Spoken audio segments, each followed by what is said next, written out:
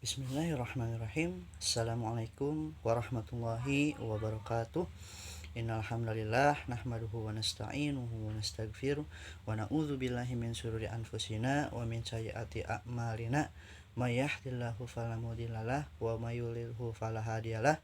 Asyhadu an la ilaha illallah wahdahu la syarikalah wa asyhadu anna Muhammadan abduhu wa rasuluh alladzi la nabiyya ba'dah amma ba'd. Pertama-tama kita memanjatkan puji dan syukur kehadirat Allah Subhanahu wa taala. Pada kesempatan kali ini Allah masih mencurahkan nikmatnya, mencurahkan limpahan keberkahan kepada kita semua. Salawat salam selalu kita curahkan, kita limpahkan kepada baginda Nabi besar Muhammad sallallahu alaihi wasallam, kepada keluarganya, kepada para sahabatnya, kepada para tabi'in dan umatnya hingga akhir zaman. Bismillah, pada video kali ini kita akan sama-sama membahas berkaitan dengan kehidupan, atau judulnya memahami kehidupan. Terkadang orang hanya cenderung biasanya kalau tidak memahami kehidupan, egonya yang main. Manusia cenderung ketika menghadapi ujian, menghadapi kesedihan, putus asa.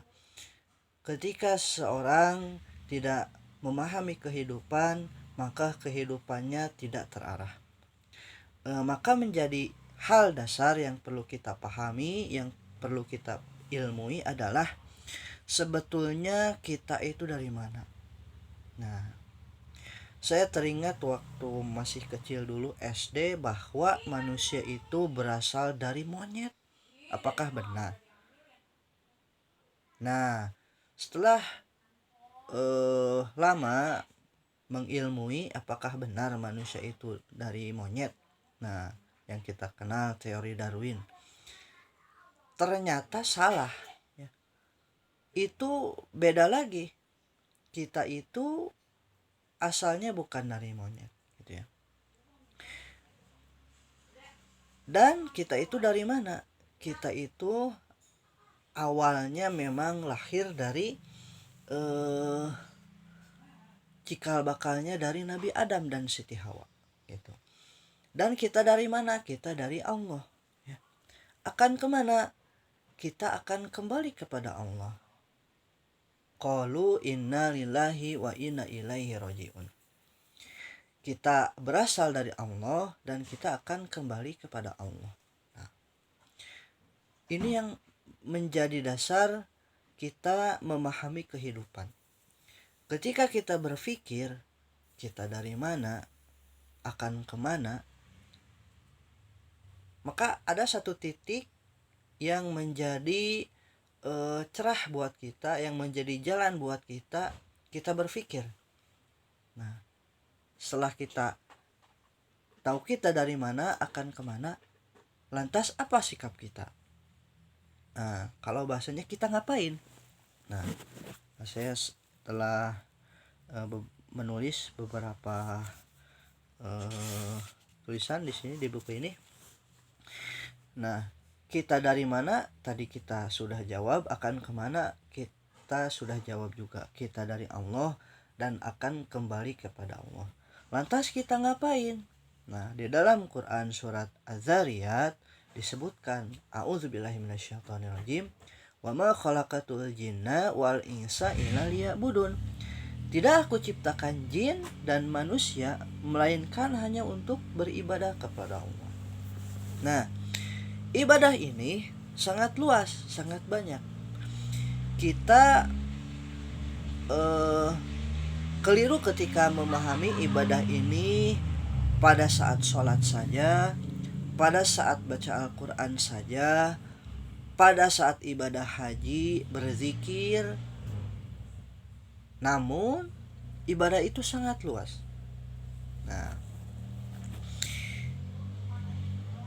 ketika kita misalnya bagi seorang jomblo nih, ya, melangsungkan akad nikah dan meninggalkan jomblonya, itu ibadah. Ketika kita bekerja memenuhi keperluan kita, bahkan memberikan nafkah kepada keluarga kita, itu juga ibadah. Ketika kita mendidik keluarga kita berada di jalan Allah, menjalankan perintah Allah dan menjauhi larangannya, itu juga ibadah, gitu ya. Bahkan ketika kita berusaha menjadi takwa, ya, dan mengajak kepada takwa yang kita sebut dakwah, maka kita akan menjadi sebaik-baik orang, sebaik-baik makhluk. Inna akramakum indallahi atqakum, gitu ya.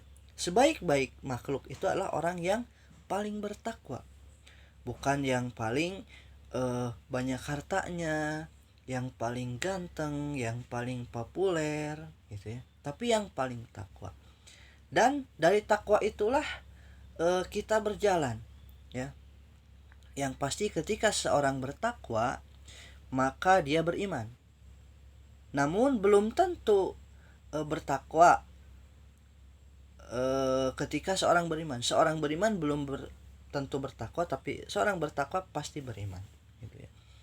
Karena mungkin kita mengetahui, kembali ke sejarah, ada yang beriman tapi tidak bertakwa, ada, ya. Oke, nanti suatu saat kita akan bahas.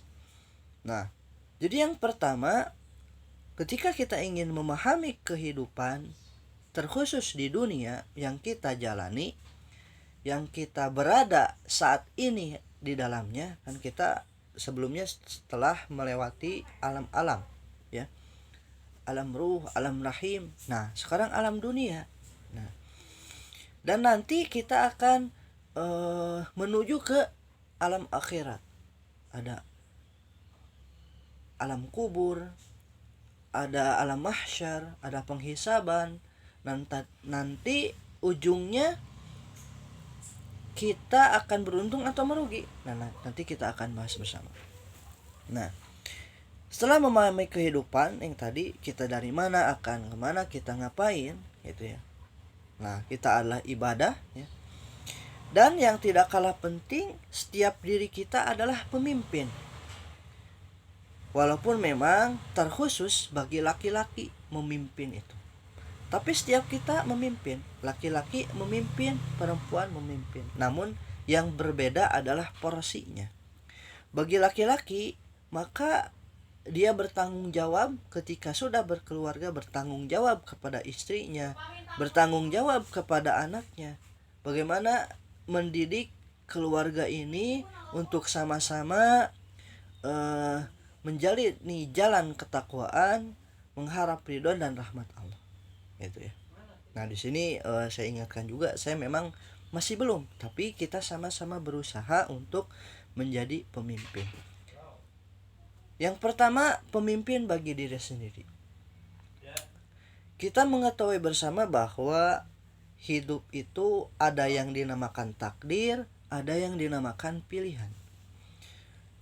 Ketika kehidupan ini berkaitan dengan takdir, kita hanya perlu mengimaninya.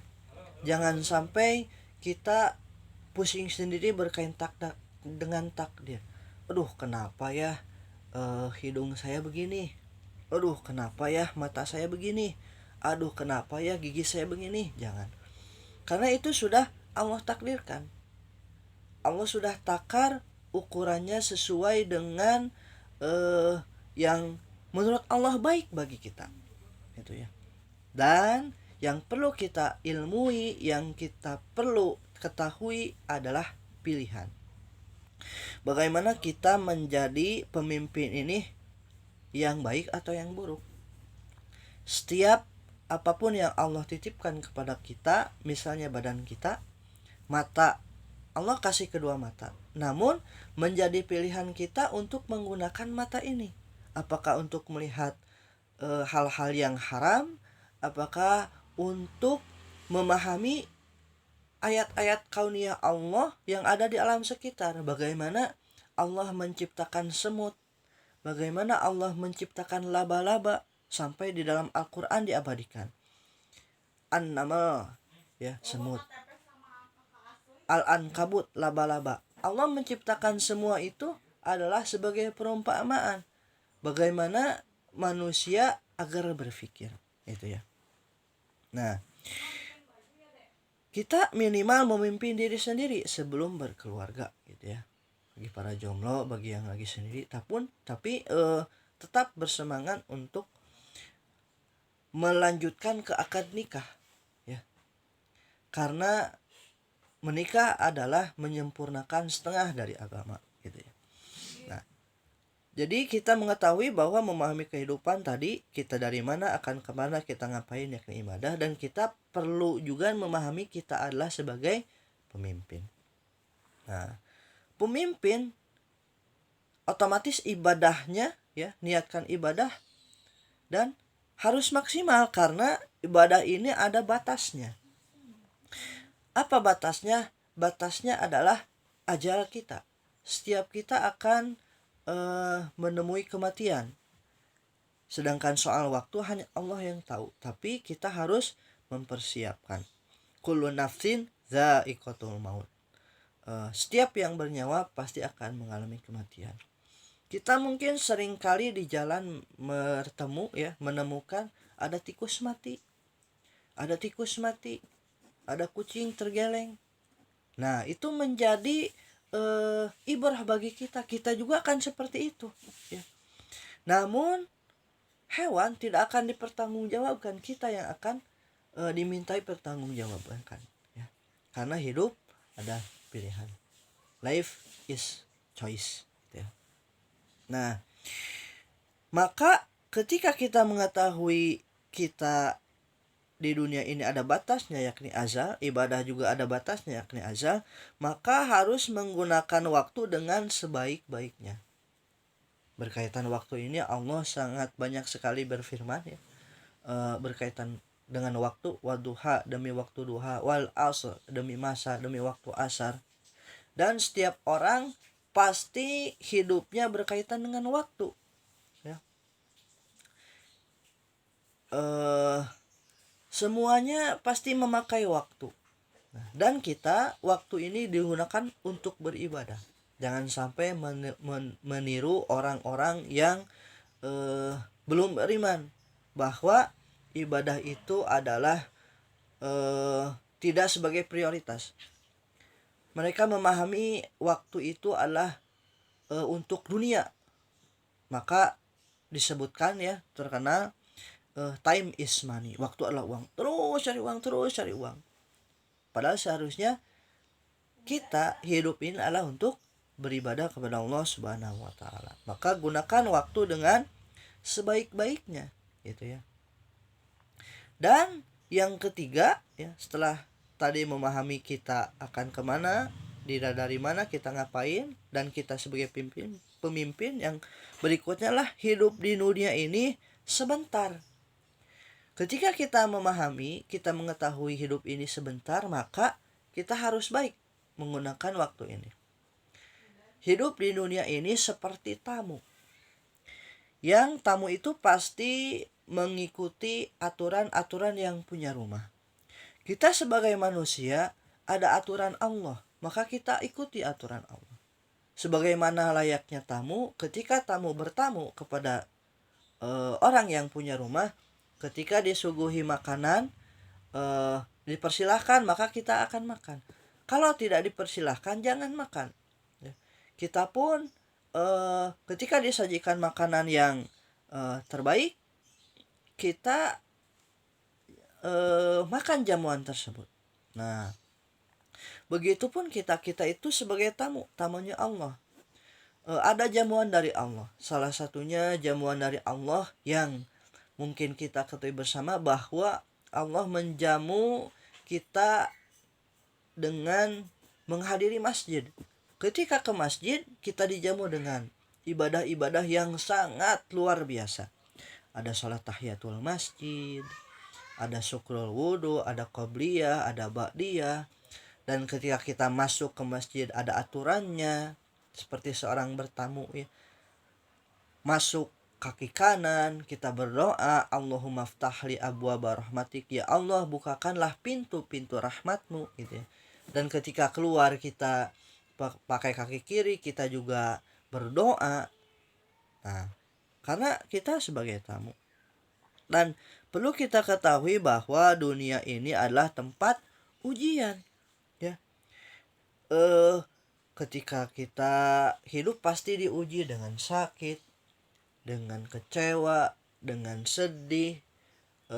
Namun yakinlah semua itu adalah baik bagi kita. Maka Rasulullah mengatakan sungguh nikmat kehidupan seorang mukmin itu. Karena ketika sedih dia bersabar, ketika dimudahkan dia bersyukur, ya. Dan kesemuanya baik, ya. Misalnya sekarang sedang pandemi, bagi seorang yang beriman adalah baik, ya. Kan ada juga ketika pandemi ini, ketika COVID-19 ini, ada yang bingung, ada yang kecewa, ada yang terlalu takut gitu, ya. Tapi ketika seorang beriman, dia yakin ini biiznillah, atas izin Allah. Walaupun memang ada info-info juga ini konspirasi segala macam gitu, ya. Tapi kita kembalikan kepada Allah. Kita lihat faktanya, kita analisis. Apakah ada korban di COVID-19 ini? Ada, gitu ya.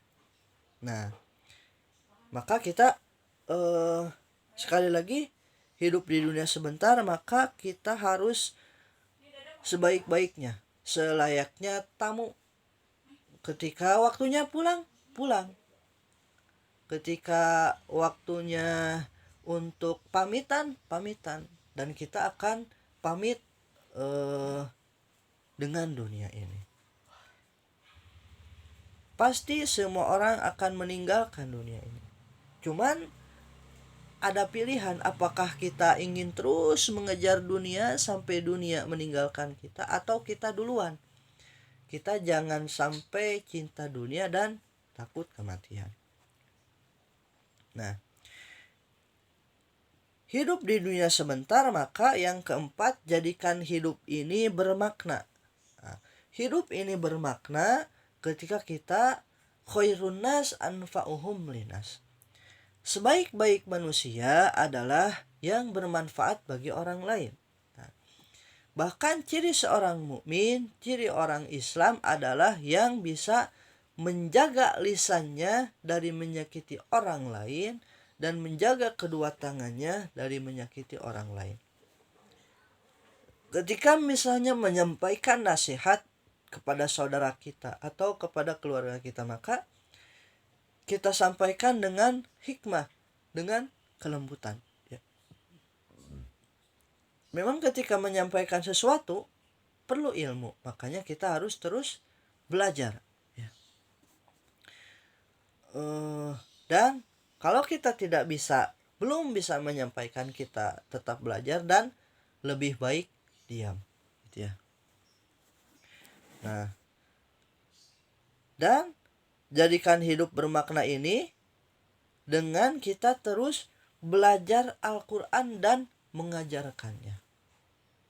Khairukum man ta'allama Al-Quran wa 'allama. Sebaik-baik orang adalah yang belajar Al-Quran dan mengajarkannya. Bahkan ketika Allah mencintai hambanya, menyayangi hambanya, maka dia akan dipahamkan agamanya, ya, berkaitan ilmu agama kepada dia. Yufaqihu fiddin, ya. Dan pemahaman agama ada pada Al-Quran, ya, dan penjelasnya ada As-Sunnah.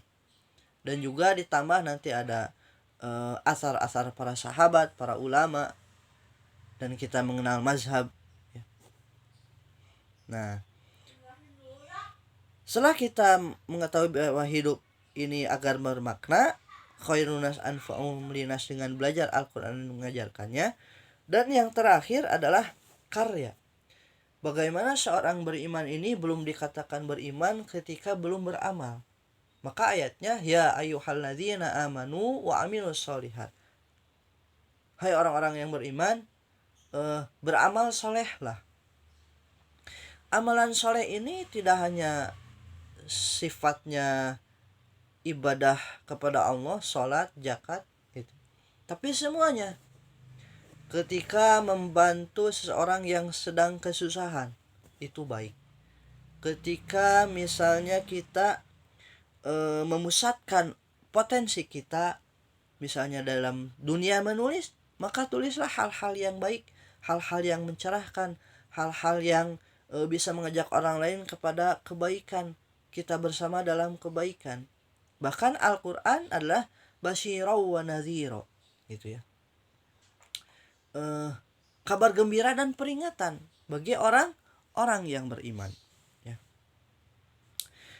Nah, jadi karya ini bentuknya adalah amalan, ya.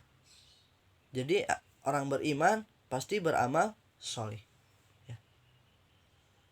Dan memang perlu semuanya diilmui, ya. Kita perlu memahami kehidupan ini dengan keilmuan. Kita harus terus belajar.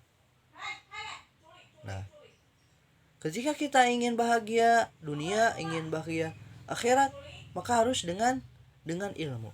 Man arada dunya fa'alaihi bil ilmi, man arada al-akhirah fa'alaihi bil ilmi, wa man aradahuma fa'alaihi bil ilmi. Ya, ingin dunia harus dengan ilmu, ingin akhirat harus dengan ilmu, ingin keduanya harus dengan ilmu. Dan memang berkaitan dengan ilmu ini, kita harus memahami bersama bahwa ilmu ini Allah berikan kepada siapa?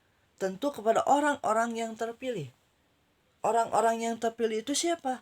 Orang-orang yang berusaha, berikhtiar untuk kita termasuk orang-orang yang Allah berikan ilmu. Karena ilmu itu laksana cahaya yang menerangi.